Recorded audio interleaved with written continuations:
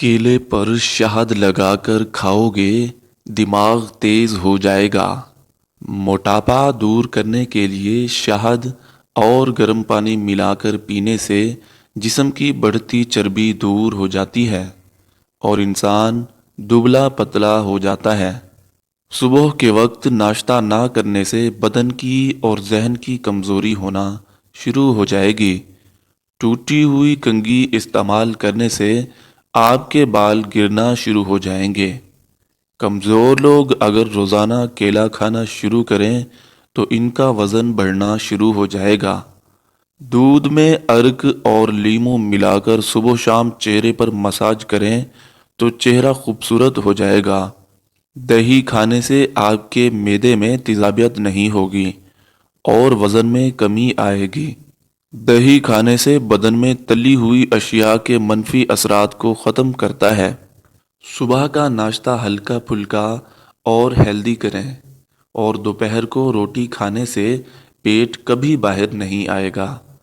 اللہ کی راہ میں کوشش کرو اور کبھی پیچھے نہ ہٹو، کیونکہ اللہ نے تم سے کوشش مانگی ہے، رزلٹ نہیں۔ پیٹ لٹک جائے تو نہاتے وقت تیل کے قطرے ڈال دو، چند دن میں پیٹ اندر چلا جائے گا۔ کھانا کھانے کے بعد چائے پینے سے گریز کریں، کھانے کے 1 گھنٹے بعد چائے پی لیں۔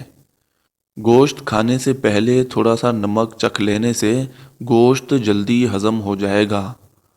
شیطان انسان کے بدن کے ناک کے حصے میں رات گزارتا ہے۔ اگر کان میں کیڑا چلا جائے تو سرسوں کا تیل کو کان میں بھر دو، تھوڑی دیر میں کیڑا اوپر کی جانب آ جائے گا۔ اگر مثانے کی کمزوری ہو جائے تو چھوٹی الائچی پانی میں ابال کر پینے سے مثانے کی کمزوری دور ہو جاتی ہے۔ ناشتے میں گندم کا دلیا استعمال کرنے سے شوگر کا مرض ختم ہو جاتا ہے۔ چنے کے ساتھ باجرے کی روٹی کھانے سے دماغی کمزوری ختم ہو جاتی ہے۔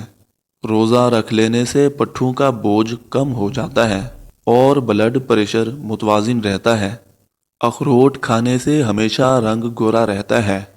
امرود کچا کھاؤ، زیادہ فائدہ ہوگا۔ نہار منہ رنگ برنگے پھولوں کو دیکھ لینے سے آپ کی نظر کمزور نہیں ہوگی۔ زیتون کا تیل روزانہ رات کو سونے سے پہلے ناف میں چند قطرے لگانے سے انسان جوان رہتا ہے۔ زیادہ ٹھنڈا پانی دل کی نسیں کمزور کر دیتا ہے، جو کہ دل کے دورے کا سبب بنتی ہے۔ اگر آپ کے پٹھوں اور جوڑوں میں کثرت سے درد رہنے لگے تو کثرت سے یا اللہ یا قادر کا ورد کیجیے، انشاءاللہ فائدہ ہوگا۔ چہرے کو حسین رکھنا چاہتے ہیں تو رات کو دیسی گھی لگا کر سویا کریں۔ اگر اپنی زندگی کو بڑھانا چاہتے ہیں تو روٹی میں نمک کا استعمال کم کیا کریں، یعنی آٹے میں بھی نمک بالکل کم استعمال کریں۔ جن لوگوں کے اندر خون کی کمی ہو وہ بینگن کھایا کریں۔